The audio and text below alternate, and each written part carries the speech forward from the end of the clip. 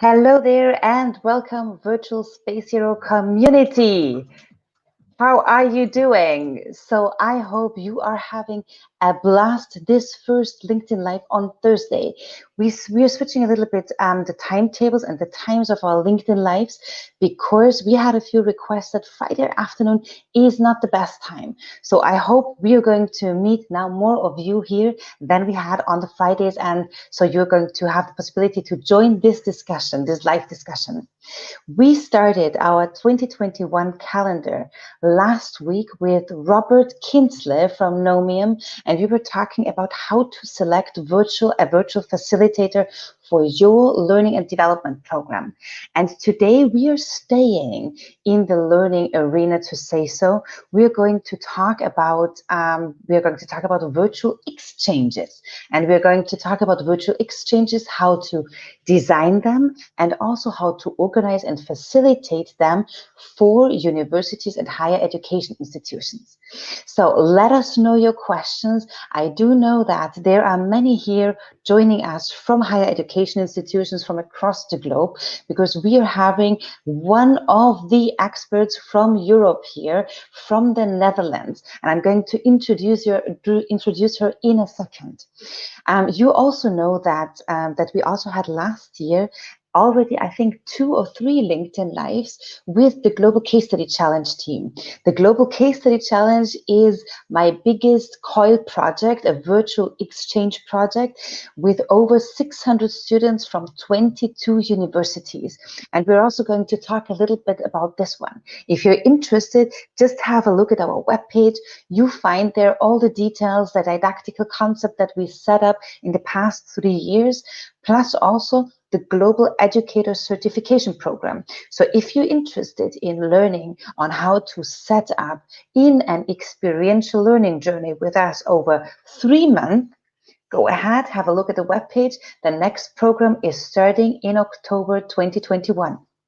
And with that, I'm super happy to have here with me somebody who has been much longer in the area, working in the area of Coil and virtual exchange than I have been, one of the authorities in Europe about Coil virtual exchange programs, and her name is Eva Haug, and she is joining us from the University of Applied Sciences, Amsterdam. Hi, great to be Hi. here. Hi. Hi there, Eva. Fantastic having you with me. Thank you so much for joining. How are you doing? I'm great. Yeah, I'm actually doing well. It's like, well, bring it on, 2021. Let's go. 2021, we all had a super boost. We as virtual facilitators or also virtual exchange experts, we had a super boost, a lot of work, and it continues also this year, 2021, because we already see, we have been talking a little bit beforehand, that in our countries, that in Europe, it's not going to be much different until probably after the summertime, right? Yes, but it's not only for that reason. It has given it a boost or more visibility. But virtual exchange has been around for a decade already, and I'm very happy that at least this is a reason for a lot more people to notice the great work that's being done, the possibilities it offers. So more and more people are joining the community, and that's really exciting. Absolutely. I would be super interested, also our participants. So we are streaming here. I told you before, we are streaming to 3 platforms. We're streaming to Facebook, YouTube, and our main platform, LinkedIn. So let us know where you are connecting from, dear participants. Let us know what your questions are. Just use the chat function. We are happy to pick them up, because many of you are also in the area of higher education or virtual exchange.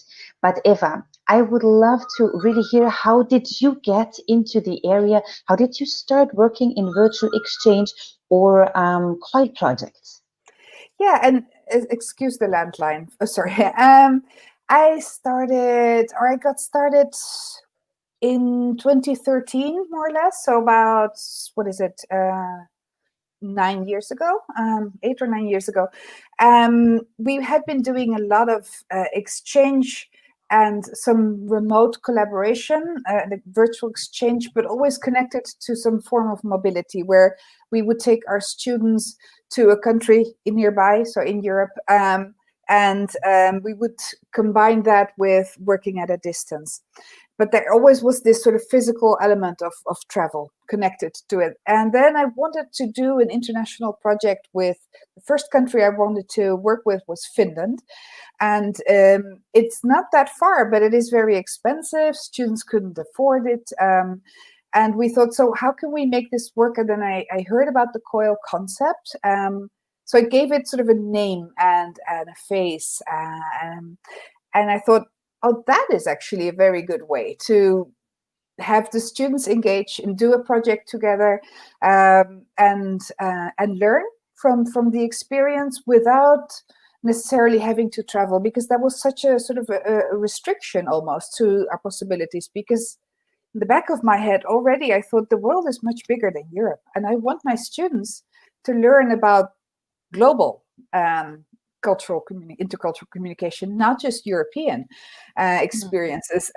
So the second project I did immediately after was with the USA, and from then, I just so personally, but the first couple of projects I did myself, and I still do a lot of Coil projects, although I teach less and less, but practically every module I teach, I do a Coil project, because I think, I can tell them, and I want them to read the literature about, I teach intercultural competence. So I want them to read the literature, but I also want them to have an experience and not just read about high and low context communication, but actually experience it and reflect and think, oh, wait a minute, that didn't work that well. So maybe I could do something else. So that's why I always bring in an element of virtual exchange into all of my work. But I thought, after checking out what it was and how it worked and how you could best design, I thought, now I want other people to also do it, because I want all students to to be able to do it. So that's when I really started thinking about scaling up.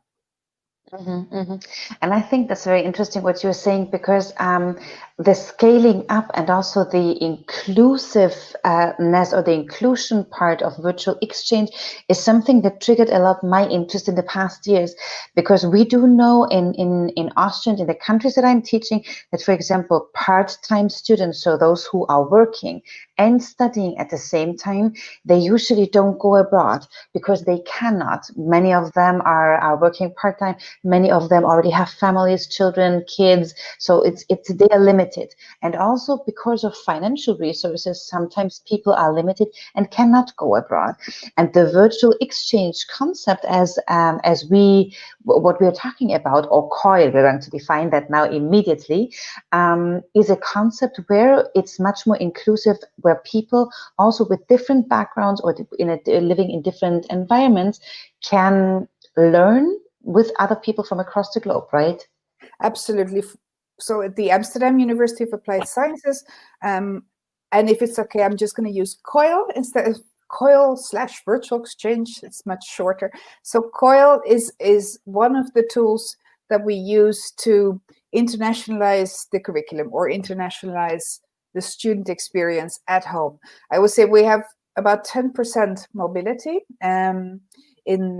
We have less international students over the entire university, but say the Faculty of Business, which is pretty international, has about 10% mobility. And for me, it's important that all students have some intercultural international experience when they enter the quite diverse and international Amsterdam job market, to be able to contribute to society and find an interesting job. It's important that you learn about the world and about yourself in that world, in that global context. So I would say I work for the 90% that stay at home, because mobility, you don't need to convince students to go on mobility. Although sometimes a Coil project helps open their minds to it, where they would have never considered it. And then they thought, oh, it might actually be possible. But usually there's this group of students you don't need to motivate to go abroad. Oh, my motivation, my drive is those other students, the 90% that would not consider it, doesn't have access to it. But in addition to what you were saying, which is very true, that students have different reasons for not wanting to go abroad or being able to go abroad.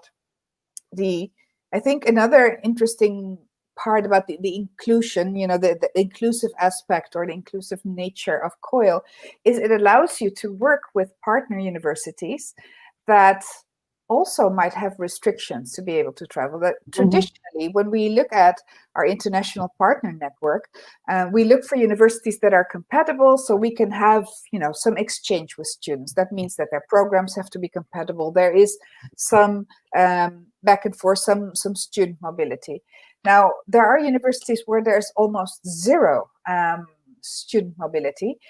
And they still offer very interesting opportunities for our students to learn about different perspectives. To give you an example, my university is involved in a beautiful project called Ikudu, and Ikudu. So the kudu is a South African animal, and the Ikudu project is a collaboration, a consortium of 5 European and 5 South African universities, and the mobility numbers or the mobility percentage in South Africa is 1%. I mean, they don't even get close to the 10%. Absolutely. And you can imagine, the urban, certain social class, that would be that 1%. So offering our students the possibility to learn about South Africa, the complexity of South Africa, by working with them remotely and virtually is so enriching. And this would be, this is working with universities that traditionally might not be interesting enough for us, to have a formal sort of partnership agreement with. So in that aspect, it's also inclusive, not just for all our students, but also the kind of universities that we can work with and we can help or expose our students to. So that's also very exciting. Absolutely. I totally agree with you. And what I would love to do now is let's break a little bit down the acronym that we have here, because we are talking about Coil or virtual exchange as synonyms for the same thing.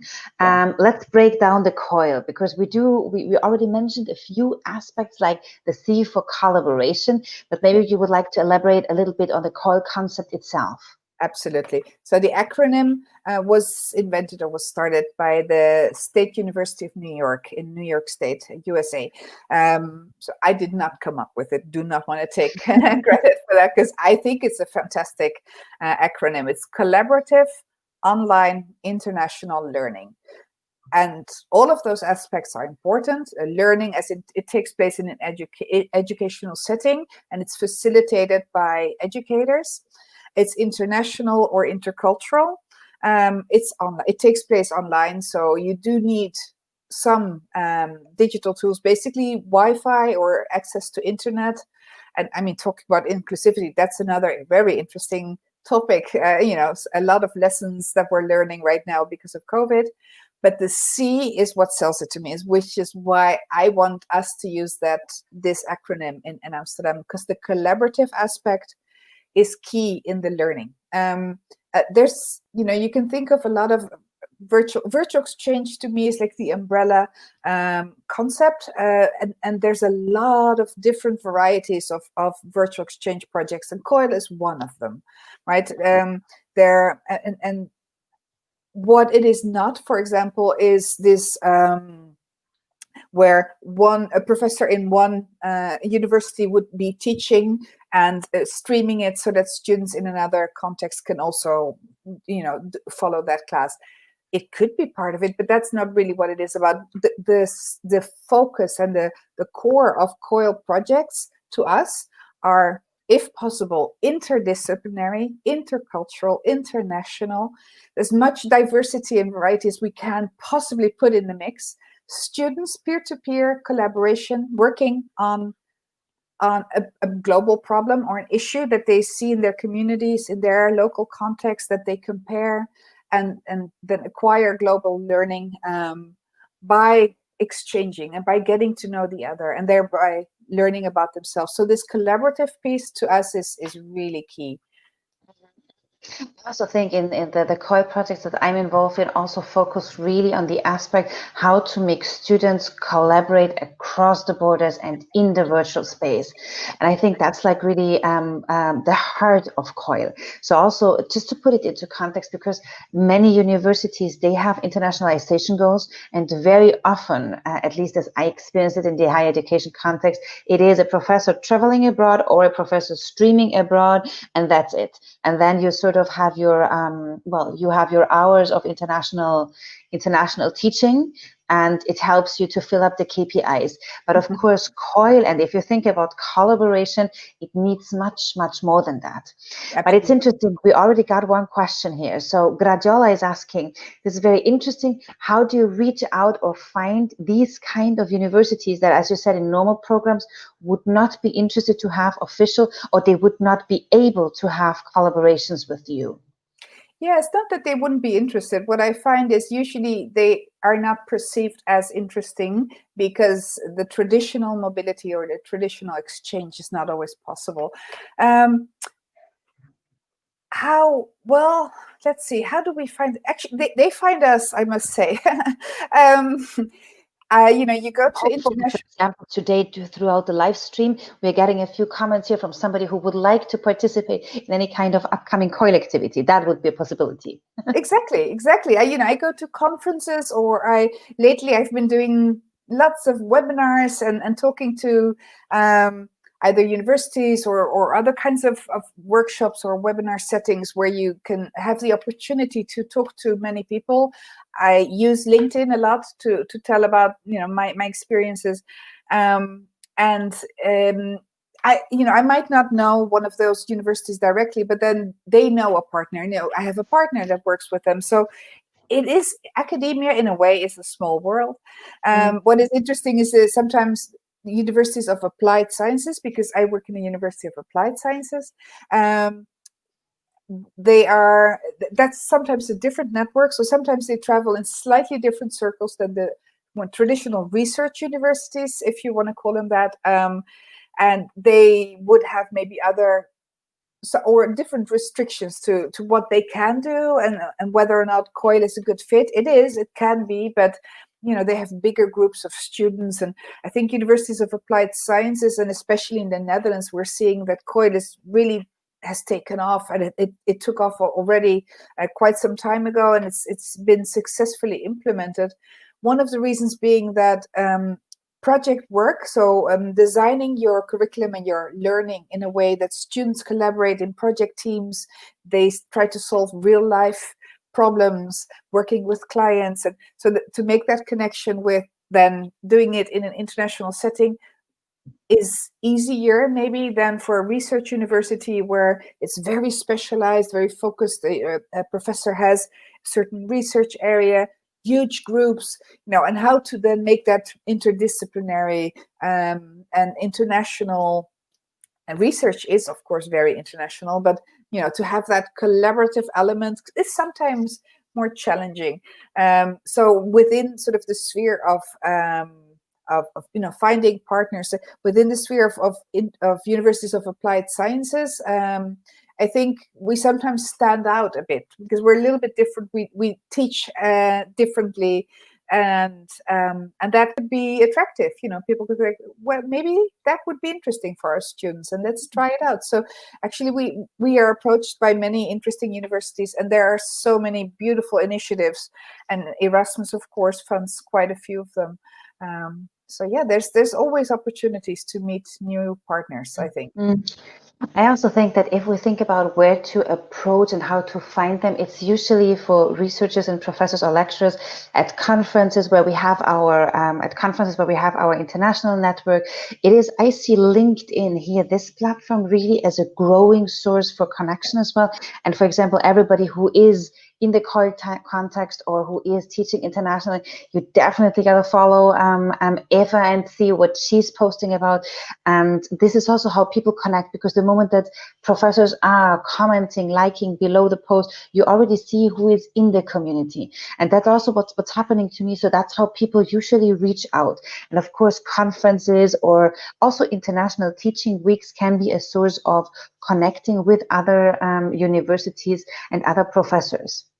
Yeah, and another interesting aspect, look, talking about this makes me think of lots of ideas. One of the things that we did definitely when we wanted to scale up and intensify our Coil effort or practice in the university was invest in joining networks of universities specialized in virtual exchange. And they're not always very formal networks, but they are out there. And this has been very valuable because, again, this is universities that might not be a sort of a traditional partner for you, but they can be a Coil partner. And the interesting thing, of course, of Coil partnerships, there's no exchange of credits, there's no exchange of assessment or whatever. So because there's administratively, you do not mix with the students from the other university. So you can collaborate with new partners without the need of formalization, MOUs, memorandum of understanding,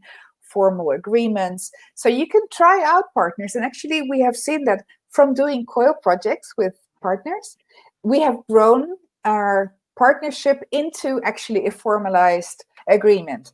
But it started with a Coil project where professors got to know each other. A lot of these conferences, certain people go to those, right? People already engaged in internationalization of the student experience or your university, but also reaching out to maybe different people within your university, different departments, not necessarily international office, but maybe blended learning has collaborations with people, or maybe an academic, a lecturer or professor has a research partnership that could evolve into a different kind of partnerships where more students are involved. So there's always opportunity to find people. Absolutely. And I think really what you're mentioning, it's like a very important aspect on how to develop these connections with other universities. Let me ask you one question. So it starts small. Maybe you and me, we're setting up a co-designed or co-taught course, for example, and we start very small, and then it just expands. Other lecturers get interested, university faculty gets involved, and so it grows into something formal. When we talk about the international dimension, so we were talking a lot about how to start maybe or find possible partners, but when we talk about the pedagogical international dimension, what would you say is like important to consider when setting up a Coil initiative? Many things, and I can talk for way too long about this. And I've been thinking about this question, before when you invited me, and I thought, so what can I say that to me, what is very important in the pedagogy is that when we really go back to the learning outcomes and we really think, what is it that we want the student to get out of this experience? And within those learning outcomes, so to really think students in a student-centered way, not what I want to get out of the partnership or the Coil project as a lecturer, but what do I want the student to get out of this? And then within those learning outcomes, to focus not just on the contents or the discipline that I teach or the module, but also to focus on the process, on the experience. So not just knowledge, but definitely skills, transversal skills, and attitude. And sometimes people say it's easy for you because you teach intercultural competence. So yeah, I could basically work with anyone because it could be about anything, but as long as they're doing it with an other, then they're already doing some learning. And I saw Ankie Hoefnagels is in the chat. That's so nice. I know Ankie. The making sure that in the pedagogy you dedicate time, so you make the learning outcomes or the activities designed for them to acquire new skills and to new attitudes, and make that intentional, purposeful, so that you also assess it and you make sure that they know that this is what they're learning, and then to facilitate that learning, to help them understand. This is not always easy to do. I mean, it takes work. And I must say, in my experience, it is super important to really think about the learning objectives and also to connect it to what students learned in the courses or in the years before and will come afterwards, because we must be honest, or at least I told, but I think you will agree that virtual exchange, it is more work for the lecturer, it is more work for students. And that's why it is so important that we really have the learning objectives super clear, and also the structure on how we embed it into the curriculum of each partner super, super clear. And I think this is also what Anke is picking up here a little bit. She's saying, in my experience, a difference in grading between universities can be problematic. That's also something we need to look into. Students who receive no credits may be less committed. It is important to make clear agreements about that beforehand. Yeah. So, well, absolutely, Anke, and I'm just saying, out of our experience from the Global Case Study Challenge, every year we have like around a very small number percentage, I would say 5% of the students who might not be as committed, and that is usually very often connected to whether they're being graded or not, even though in our case it should be mandatory to grade. But sometimes, due to COVID, situations changed and some professors were not able to grade it anymore, or at least not to grade it as we suggested to grade it.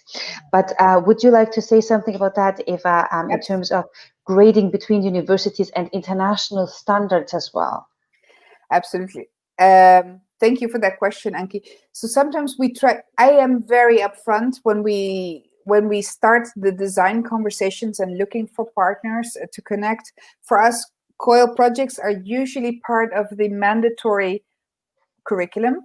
So students cannot opt out. They need to do it. They need to finish the module. So if the partner, on the partner's end, the students drop out, if they stop, it endangers our students' ability to finish that module. So we are very clear, upfront. We prefer to collaborate with partners that also connect some or attach some assessment, some formal assessment, and some ECTS, some credits to the experience. Now, the difference in grading, actually, I think that is a tremendous learning opportunity, and not just for students, also for our lecturers, because the Coil practice is also a practice in and a learning opportunity in the internationalization, or even in developing intercultural sensitivity for teaching staff. And I think these conversations about what do we expect from our students, when is it good, when is it excellent, when is it insufficient, how do we give them feedback, do we let them fail, or do we try to prevent them from failing? So we give them so much feedback, it's impossible to fail. Having to explain the Dutch grading system to someone who's not Dutch is so interesting. Because we have a grading system from 1 to 10, and 10 is the highest grade, and everything above a 5.5 is a pass.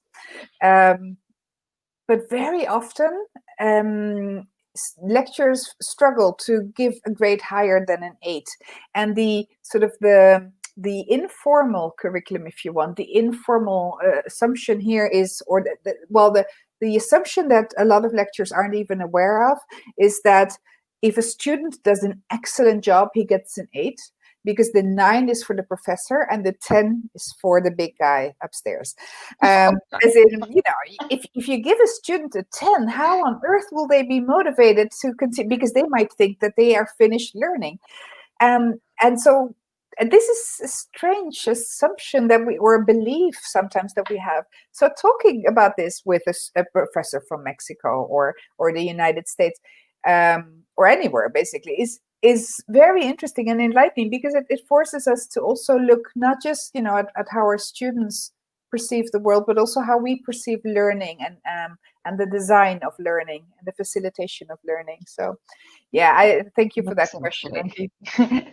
Absolutely, Anke. I also think it's a very good question, because what we do see is that's not a tremendous learning for the students, but also for the professors. So also in our case, for example, we had 30 educators in our Global Case Study Challenge project.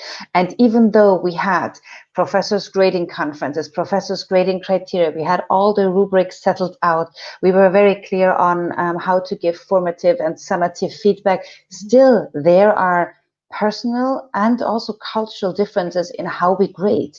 And so also that is something that we really need to be very much aware of. Yep. Let me pick up here one question Muhammad was asking. Is virtual exchange limited to Europe only, or is this linking? It's based on a subject focus, how to prove university level of research, how to become partners. I know Muhammad because I had the pleasure to do a webinar for Pakistan about how to design engaging virtual events. And Muhammad, virtual exchange is a concept, or Coil, what we're talking about, that is happening across the globe. And if you connect with Eva on LinkedIn, or also if you want to, if you're interested, you can go to our webpage, globalcasestudychallenge.com, where we are running a virtual exchange project every year starting in October with more than 22 universities. And we didn't have a Pakistani partner. We would love to have that maybe this year for the first time. So have a look at the webpage, but also connect to Eva on LinkedIn and see who is she talking to, organizing webinars for, because all the people who are liking our posts, who are commenting on our posts, are usually potential partners for any kind of international virtual exchange activity, correct? Absolutely. And so thank you for that question, Mohammed. And no, I the beauty of virtual exchange is that it is not limited by any type of borders. And we are seeing that, there are programs maybe or disciplines that would like to stay close to their own discipline and maybe be more either Europe focused or Eurocentric, or maybe North American centric. Sometimes they're language considerations where people say, well, I would prefer to work with a country that's native English speaking. But we're seeing, as the Coil practice and the Coil community is expanding, and we're growing and learning and sharing all this learning, more and more north-south collaborations are happening, which are so exciting because there's so much we can learn from this dialogue. We see a lot of south-south collaborations. So, where it used to be there used to be a lot of universities involved in Coil or virtual exchange in North America and in Europe, in certain parts of Europe. Now it is all over. It is really, truly all over. Absolutely. It's all across the globe. So it's just about connecting to people. And I think it's also about following, for example, if you're on LinkedIn, and Muhammad, you're on LinkedIn, it is about following hashtags such as Coil. It is following hashtags such as virtual exchange. It is following Eva and following me because we're working in the area. And there are also university networks that help you and support you to look for partners, for example, as well. So there are many possibilities that we can find new partners. I'd love to ask you one more question. So we were talking a little bit about, we know that setting up such an international exchange from an international point of view with different grading criteria, with different curricula, with different ECTS, with different university systems and the cultural background, pedagogical different points. So that's really challenging already. But what do you, how do you prepare, for example, your students, and what do you do with them if you start a Coil project? Is there something that you prepare them with? Do they get some specific training, or what would be your suggestions? Yeah. So there's, of course, what we sometimes are able to do in our Amsterdam context. And that doesn't mean that you always have to do it, or there's a lot of different ways. And I love I think it's an American term, onboarding students. I always picture this sort of, plane, and that, the onboarding, it's a procedure, it's to get people ready to then embark on this journey. And that what you're asking about is this onboarding. I think it is very important to capacitate or empower students and actually also their educators, so their instructors, with how are we going to do this, right? Onboarding students and professors, because what is virtual teamwork? How can you make the most of it? Sometimes also preparing them for an intercultural exchange. Culture shock can even happen when it's online. We think that to have a truly impactful cultural experience, we need to go abroad. But even in virtual space, students can have an impactful experience working with students who are very different, who have a very different reality and outlook on the world and on how to solve problems. So onboarding is getting them technologically ready, getting them sort of teamwork skills ready, getting them interculturally ready, sometimes language skills ready.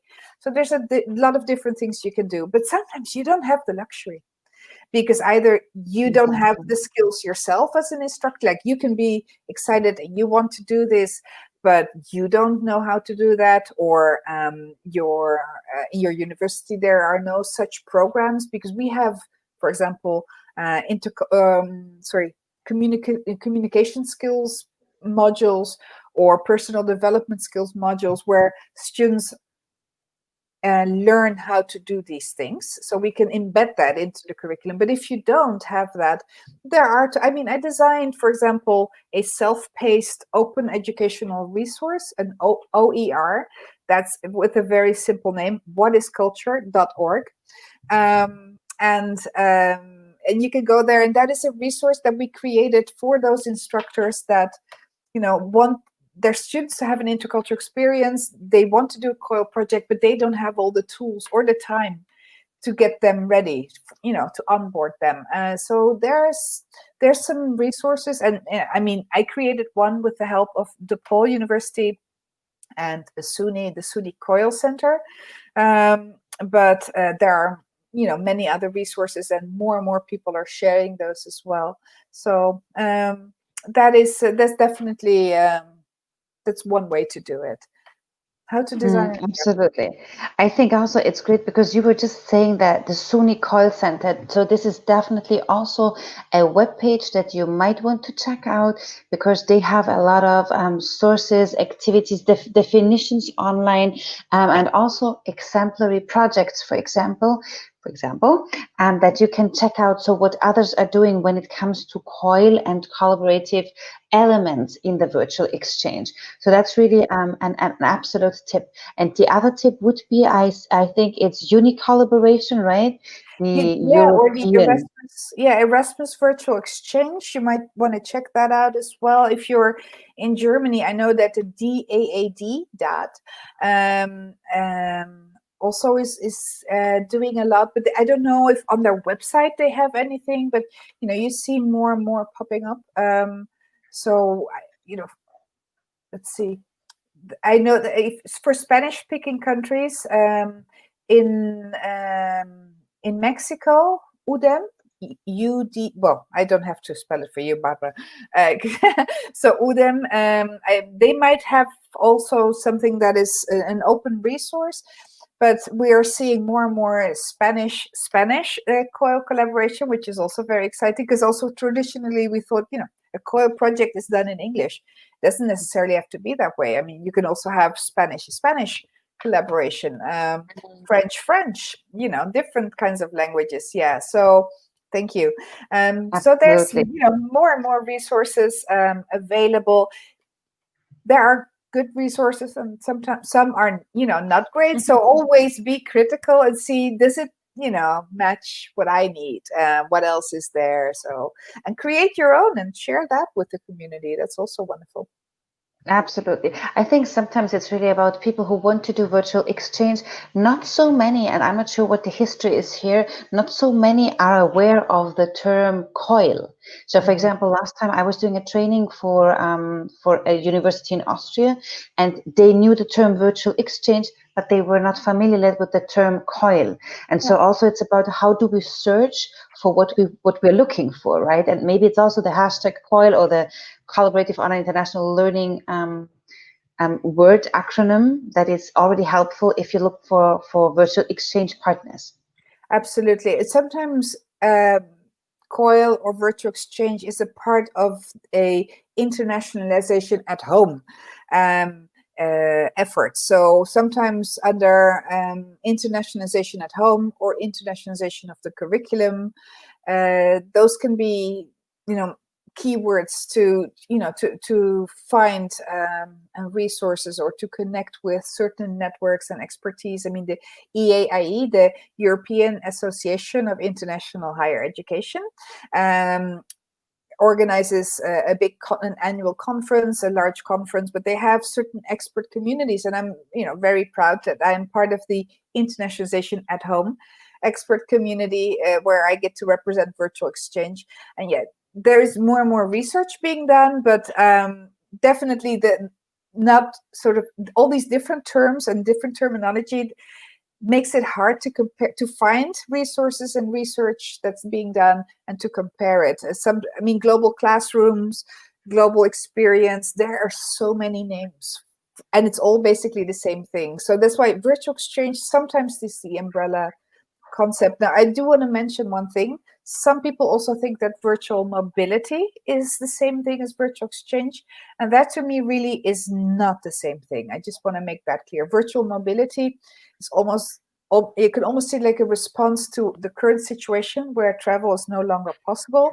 And virtual mobility is literally virtual mobility. So instead of a student going abroad, the student stays at home, but virtually is registered and is doing a program at a partner university. So they are in Amsterdam, but doing a program online at Dublin, a university in Dublin, for example. That is what we see as virtual mobility. So it's not necessarily collaborative. It's not embedded into your curriculum, because it's about study abroad, but done virtually. So that is a different term. We need to not confuse. Absolutely. Absolutely. And you know what? We're getting a thumbs up from Roland. We are not sure what for, because, in streaming, it's always like a few seconds later. But thank you for the thumbs up, right, Eva? Yes, we appreciate it. Thank you. Thumbs up to you as well. Fantastic. Let me ask you one final question, because we're getting to the end of today's Virtual Space Hero LinkedIn Live. And it would be, we talked at the beginning initially already a little bit about how virtual exchange is something that is really, it takes more time, it takes more energy, because it is something on top that you have to do. But we also know that all the lecturers, the professors, and the facilitators who work internationally in virtual exchange or Coil project, they always talk about how rewarding it is or / can be. What are your takeaways? Why are you such a Coil enthusiast, Eva? To me, I think because there's so many things I would love to say, but I think the most powerful sort of realization I had is that, and I've been teaching for a very long time. I've been teaching since 1992, so like an extremely long time. I did old school style, I changed, but basically, it was a very sort of traditional setup. Your students, a classroom. And I thought there must be more to learning than this. So to me, when I started doing Coil, it felt as if the walls of the classroom came down and the world opened up. And I have so much fun working with my colleagues abroad. And yes, it is work, but I find it energizing. It's like when you have a child, they always say, it's such a beautiful, they keep you up at night. It's exhausting, but it's also so much fun to look at the world through your child's eyes. And for me to look at my curriculum and at my teaching practice through the eyes of a Vietnamese colleague or a Mexican colleague, for me personally, a very enriching experience, but also the feedback and the reflections of my students, the things that they say, and how it has changed how they look at themselves and how they look at, how they learn. Actually, just this week, I was looking at a reflection video, like a video diary of one of my students, and she said, learning about frame shifting, how I always sort of judge the world through my cultural perspective. But having worked with Brazilian students and students in Morocco, and just understanding and appreciating that there's different ways to look at a situation. If I had only known this when I was, in high school, I would not have taken all of that feedback and criticism so personally, because I would have known that this is just a different perspective and it's all okay, And for a student to learn this, and to take that with them through their lives. I think that's so valuable. So that's what gives me energy, I guess. Absolutely. And I think that's what we all hear from all the lectures or from all the other students who are participating in virtual exchange, how rewarding it can be. And it's fun. I just wanted to show, I'm not sure if I'm able to drag it in here now, because also our students, when they finished the Global Case Study Challenge, they were posting their certificates in LinkedIn, and most of them were describing how rewarding it was to work with so many people from across the globe. So you must imagine, in our Global Case Study Challenge, we have students from India to Chile. And so all of them, most of the students, they just never had been in such an international environment. And it was really the feedback that we got is like super rewarding to work with so many people from across the globe. But also, we need to be aware as designers of these learning journeys that we need to make it very constructive alignment, starting with the learning objectives and being clear about what the outcome is and how do we get there is super important. Absolutely. It is fantastic. Thanks so much, Eva. And thanks so much also to all of you out there who followed the conversation, who gave us your comments. And I really hope that you get in touch with us if you're interested to get to know more about Coil or virtual exchange.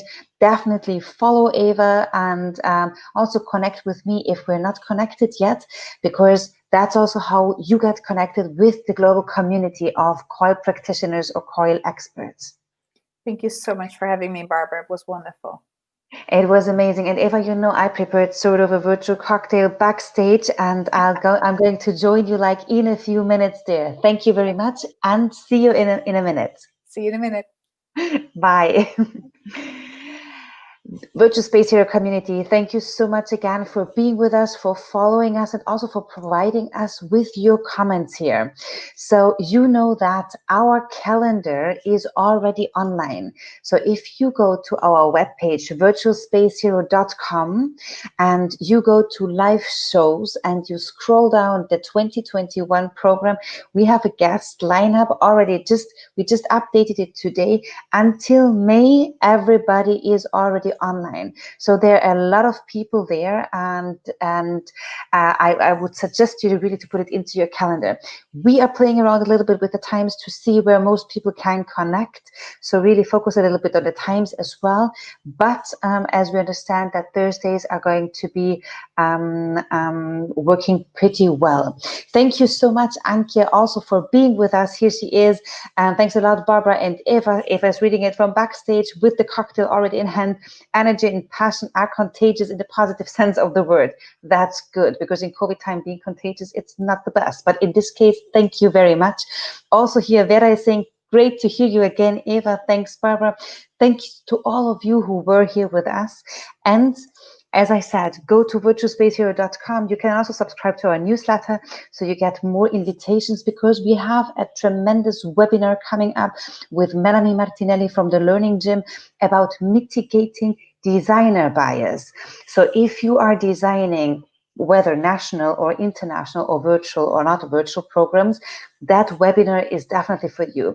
You can also subscribe on the webpage or register on the webpage for that webinar. With that, I'm going to see you hopefully next week, Thursday at 6 p.m. here. And I have William Thompson with me, and we're going to talk about virtual events platforms. So William is from the UK, and he has his company Gallows Events. It's also focused as Virtual Space Hero production on organizing virtual events. See you next week, and I'm wishing you a wonderful evening. Bye.